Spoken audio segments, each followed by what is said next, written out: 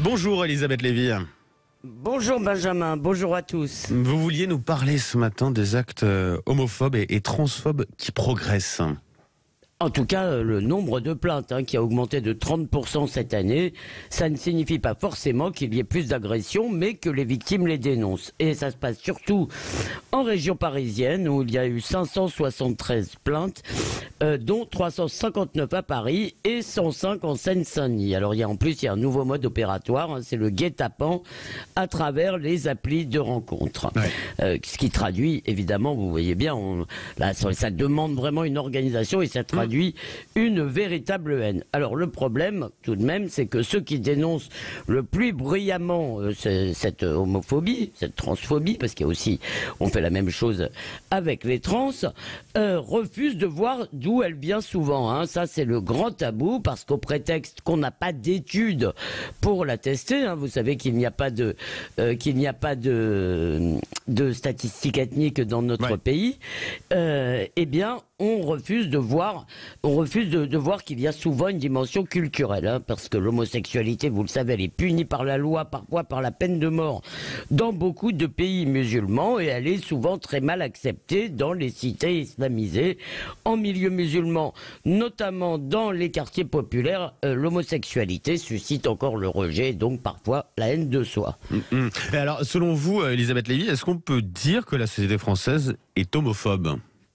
Non, au contraire, je dirais que globalement, bien sûr, la banalisation que souhaite Clément Beaune, c'est ce qu'il a dit chez Léa Salamé, quand il m'a parlé de son coming out, c'est une réalité. Sur ce point, d'ailleurs, j'aurai un léger désaccord avec notre cher Philippe Bilger, qui signe sur ce sujet un excellent texte sur le site de Causeur.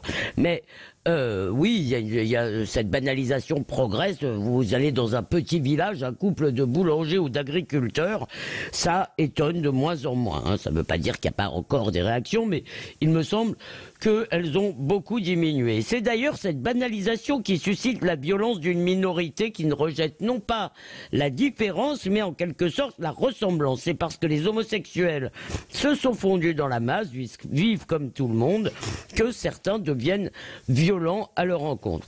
Et puis surtout, pour terminer, j'aimerais lancer un appel à ne pas tout confondre, parce que l'homosexualité ou la transsexualité, ça relève de la vie privée des individus, et évidemment, ces individus bénéficient d'une égalité absolue. En revanche, le lobby, ce qu'on appelle LGBT, fait de la sexualité ou du genre le support d'une identité politique, et ça, on a parfaitement le droit de le critiquer. On a le droit de critiquer l'activisme trans et même de lui résister quand il encourage les enfants à changer de sexe ou quand il refuse que l'on parle d'hommes et de femmes.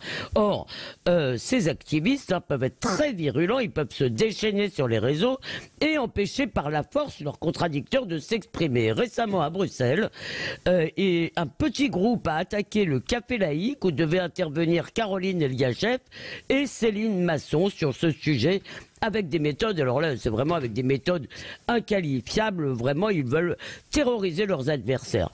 Et c'est comme la campagne contre J.K. Rowling, vous savez, qui a été privée des célébrations des 20 ans de Harry Potter, parce qu'elle aussi, elle continue à penser qu'il y a des hommes et des femmes, que ça existe. Eh bien, non, il ne faut pas céder à cela. Bien sûr, il faut se battre contre l'homophobie, les actes, si vous voulez, contre les personnes, mais les LGBT défendent une idéologie, et cette idéologie, on a le droit de la critiquer, et même si on veut de la combattre, c'est la rançon de l'égalité. Merci à vous, Elisabeth Lévy.